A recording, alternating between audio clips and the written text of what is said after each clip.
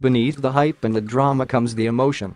You may think transfer deadline day is all glitz and glamour, but the reality is different. I had a feeling my time at Stoke was going to end, but I only knew in the final 24 hours of the window that the longest chapter of my club career was going to close, presenting a fresh and unexpected challenge. Moving on deadline day is something I had experienced before. In August 2011, I joined Stoke from Tottenham, and one of my abiding memories of that day is Tony Pulis asking his canteen staff to make a curry for us as the clock ticked down while we waited for Daniel Levy to sign off his side of the deal. So much changes at football clubs, but it is the people in the canteen, the security guards, the cleaners and receptionists who you make friendships with. They are the ones who can help create the atmosphere. Stoke, I can assure you, have some brilliant people behind the scenes.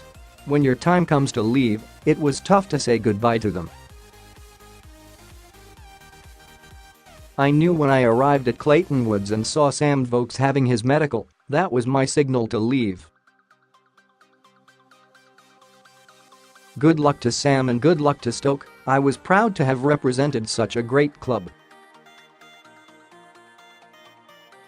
I left with happy memories, but I also left with a few pairs of my boots and some shin pads shoved in a black bin bag.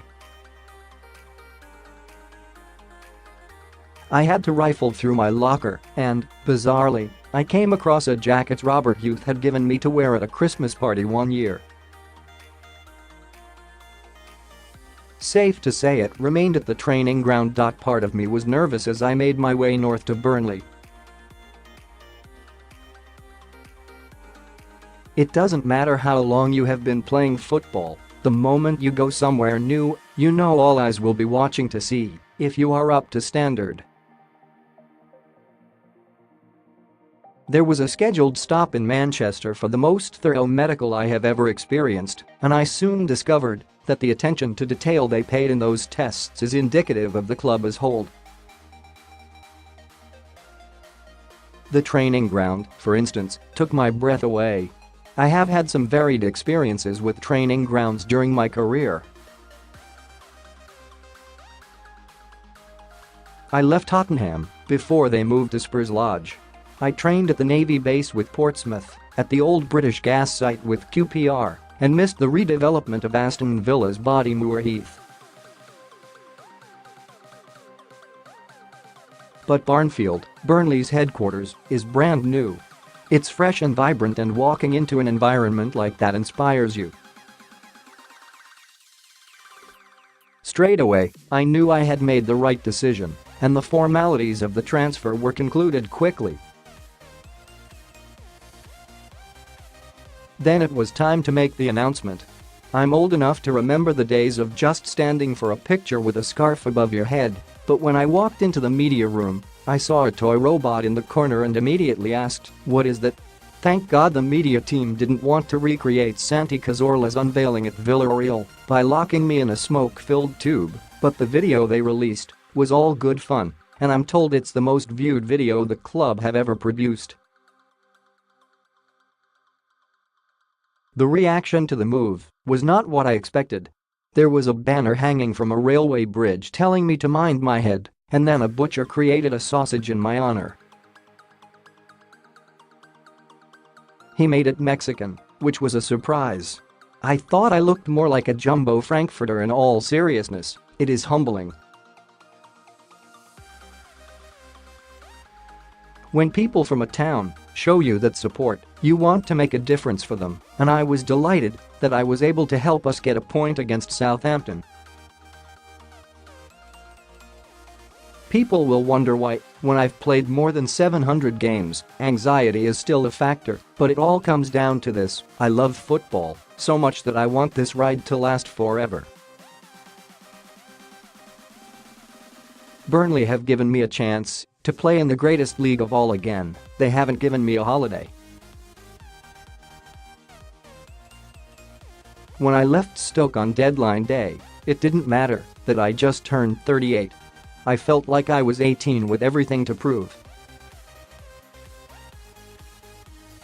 I don't want to be seen as a passenger. I want to show I can still do it. Why it's madness to rule Spurs out of title race. There is a trait about modern football that I don't particularly like, the need to make instant and definitive predictions.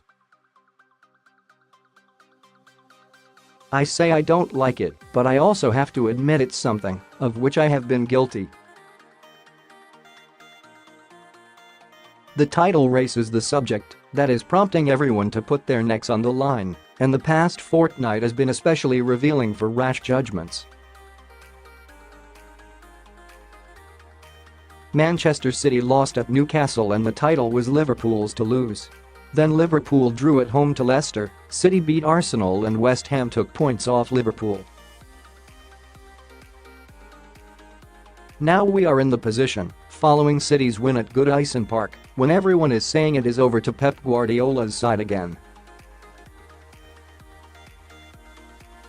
It's madness, given there is so much football to play.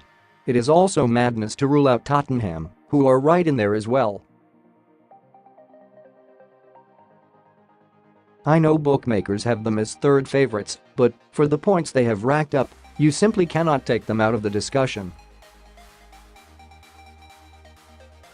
There was a point in the season when I thought Manchester City would go unbeaten, and said so here at the start of November. The only match then I thought would give them trouble was Liverpool at home, but that prediction was wrong.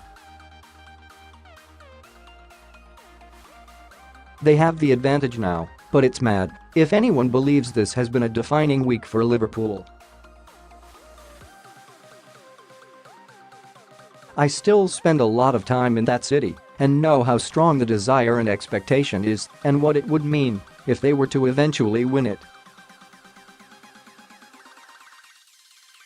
Yes, there has been a twist in the story, but there are going to be many more before the middle Sunday in May. The Premier League is the best league in the world because anyone can beat anyone, and you have to keep this in mind. It's why I'm coaching myself not to make any knee-jerk calls. My week who's caught my eye, Gonzalo Higuain must have been given a big shock on his debut when Chelsea lost 4-0 at Bournemouth, but the Argentine striker showed his class in the demolition of Huddersfield. I've mentioned him a bit recently, and I'm convinced he'll score plenty of goals. Next up for me.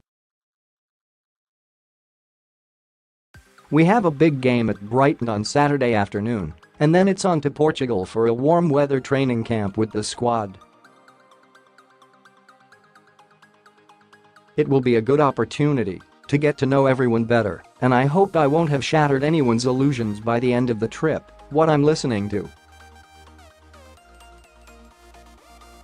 Spin are a new band from Liverpool.